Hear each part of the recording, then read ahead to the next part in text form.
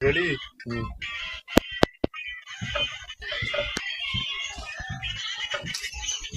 বন্ধু, ও বন্ধু, বন্ধু। হ্যাঁ, কে কি হইছে? তুই হেনার বাবু দেখছিস? কেন কি হইছে? আরে দেখছিস নাকি সেই কথা কর। আরে কি হইছে কবু তো। আরে হেনা থাকাতে আরে হেনা থাকাতে মোর কাছ থেকে কিছু টাকা হাওলাত নিয়েছিল, বুঝছিস? তো সেই টাকাগুলোর জন্য আমি আসছো।